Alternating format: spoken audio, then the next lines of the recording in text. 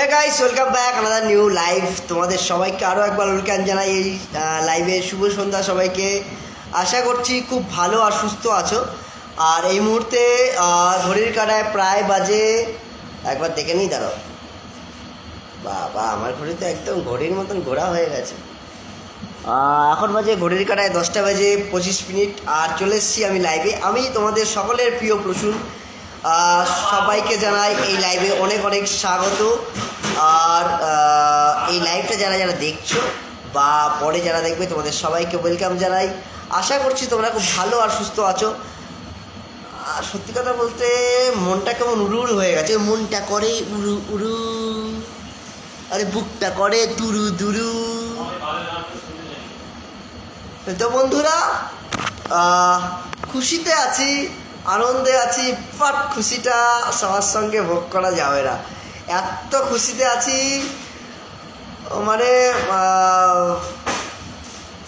কি বলবো, মাথার উপর বাজ পড়লে যতটা কষ্ট পাওয়া যায় ততটাই খুশিতে আছে।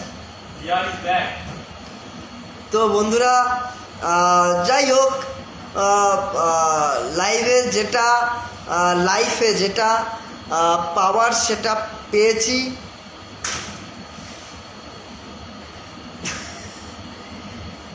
মানে I am feeling very happy. যাই বলো তোমরা, একটাই কথাই বলবো কি,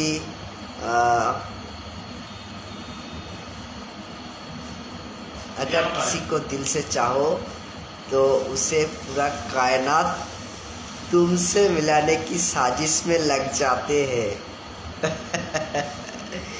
तो I am very happy feeling. আমি খুব খুশি। সব থেকে বড় খুশি কি একটাই জানো কি, আমি সব থেকে বড় খুশি এটাই কি, কেউ আমাকে সত্যি কথা বলেছে। আমি মিথ্যাতে বিশ্বাসী নই, আমি সত্যিতে বিশ্বাসী। আর আমি সত্যিটাকেই বিশ্বাস করি। হোক না যতই বেদনাদায়ক, যত কষ্টকর, কিন্তু সত্যি সত্যিই থাকে। সত্যিটাই বড় জিনিস। আর কেউ যদি ভালো হতে চায়, তাকে ভালো হবার তো একটুখানি সুযোগ দেওয়া উচিত। এইটুখানি সুযোগ দেওয়া উচিত কেউ ভালো হতে চাইলে। তো দেখি সে কতটা ভালো হতে পারে আর কতটা ভালো থাকতে পারে। যাই হোক, তোমরা সাপোর্ট করেছো, ভালোবাসা দিয়েছো আর ভালোবাসা রেখেছো। আমি ফিলিং ভেরি হ্যাপি কি যে তোমরা আমাকে কতটা ভালোবাসো, কি কতটা চাও। তোমরা আমার লাইভ বা রিলস বা ব্লগ না দেখলে, তোমরা আমার পারিপার্শ্বিক যারা আছো, তোমরা ডিরেক্টলি আমাকে বলো কি যে কী হলো, লাইভ হচ্ছে না, ব্লগ হচ্ছে না, রিলস হচ্ছে না, কী হলো, কি রাস্তায় যাতায়াত করা বন্ধ করে দাও।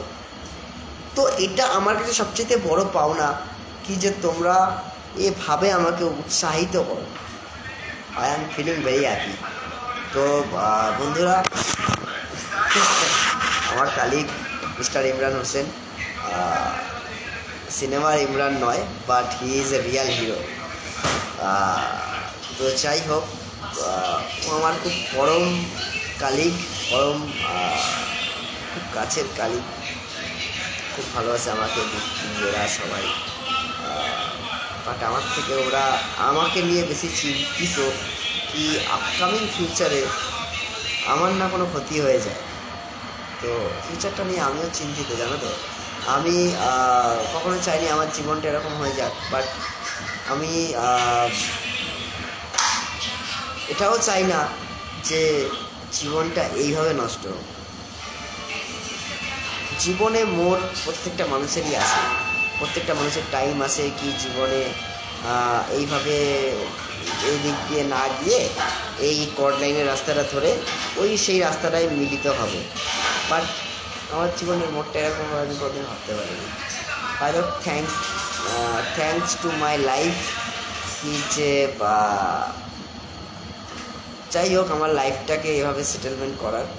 আমি জানি না আমার লাইফের শেষ পর্যায়ে কি আছে, মৃত্যু আছে না জীবন আছে, যাই হোক, আনন্দ আছে না দুঃখ আছে। তবে ভগবত গীতায় লেখা আছে, যেটা হচ্ছে ভালোর জন্য হচ্ছে, যেটা হয়েছে ভালোর জন্য হয়েছে, আর আগামীতে যেটা হবে ভালোর জন্য হবে। তো শ্রীকৃষ্ণ, কিছুটা শ্রীকৃষ্ণতে বিশ্বাস করেই হয়তো আমি আগালাম। তো বাকিটা শ্রীকৃষ্ণর হাতে রেখে দিলাম। তো এবার যেটা হবে তার হাতেই হবে। মৃত্যু তো মৃত্যু, জীবন তো জীবন। চলো বন্ধুরা, শুভরাত্রি সবাইকে, ভালো থেকো, সুস্থ থেকো, এভাবে আমাকে সাপোর্ট করো। লাইফে অনেক আগাতে হবে ভাই, এত আগিয়ে নিয়ে যাস না, অনেক পিছিয়ে যাচ্ছি। তো ভালো থেকো, সুস্থ থেকো, তোমরা আমাকে সাপোর্ট করো। আমি তোমাদের প্রিয় প্রসূন, আগামীতে আবার আসবো, আগামীকাল আসবো, আর এভাবেই আসবো, তোমাদের সাথে থাকবো, পাশে থাকবো। তোমরাও সাথে থেকো, পাশে থেকো। চলো, দেখা হচ্ছে পরবর্তী ব্লগে। Have a good night, very good night, sweet dream, very good to me. চলো, tata. This is my future life. এইবার তোর কথা আমি শুনবো। এতক্ষণ কিছু বলছিলি, শুনতে পাচ্ছিলাম না।